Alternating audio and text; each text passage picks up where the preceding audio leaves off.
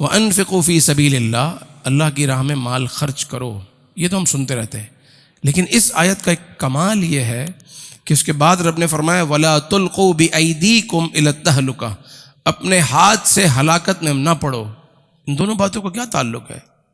یعنی ہلاکت میں پڑنا یہ کہ آدمی اپنے آپ کا ہاتھ کاٹ لے، اپنے آپ کو جان سے مار دے، یہ ہلاکت ہے نا. اپنے آپ پر ظلم کرے، یہ ہلاکت ہے. اللہ نے فرمایا کہ اللہ کی راہ میں مال خرچ کرو اور اپنے آپ کو ہلاکت میں نہ ڈالو. اس کا مطلب یہ ہے کہ اللہ کی راہ میں مال خرچ نہ کرنا اپنے آپ کو ہلاک کر دینا ہے. دونوں کو ساتھ بیان کیا نا. تو اللہ کی راہ میں کچھ لوگ ہوتے ہیں کہ جو یعنی ایسی انہوں نے قسم کھائی ہوتی ہے کہ ہم 1 روپیہ بھی خرچ نہیں کریں گے.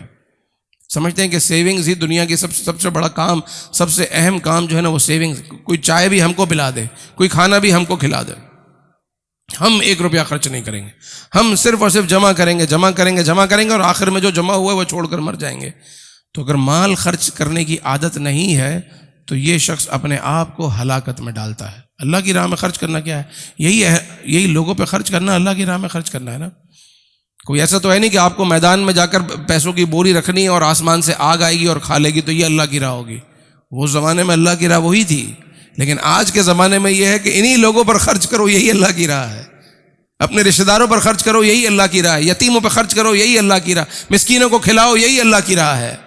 اللہ کی راہ میں خرچ کرو اور اپنے آپ کو ہلاکت میں مت ڈالو. وَأَحْسِنُوا، اور احسان کرو، محسن بن جاؤ. ہر آدمی پر احسان کرو.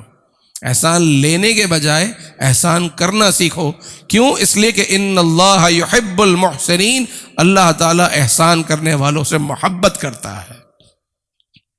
کتنا بڑا اعلان ہے یار. اللہ رب العزت خود فرما رہا ہے کہ میں محبت کرتا ہوں.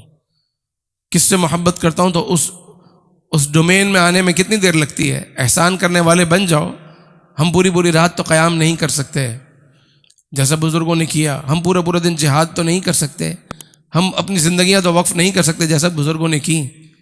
ہاں اتنا تو کر سکتے ہیں کہ ہم کسی کو کھانا کھلا دیں، کسی پر احسان کر دیں، کسی یتیم کا بھلا کر دیں، کسی مسکین کا بھلا کر دیں. یہ بھی آپ نے کیا تو آپ احسان کرنے والوں میں آئے، اور جیسے ہی آپ محسن بنے آپ کو اللہ کی طرف سے اعلان ملا ان اللہ یحب المحسنین. اللہ تعالیٰ آپ سے محبت فرماتا ہے. وہ اس کی محبت مل جائے اور آدمی کو کیا چاہیے؟ اللہ ہمیں نصیب فرمائے.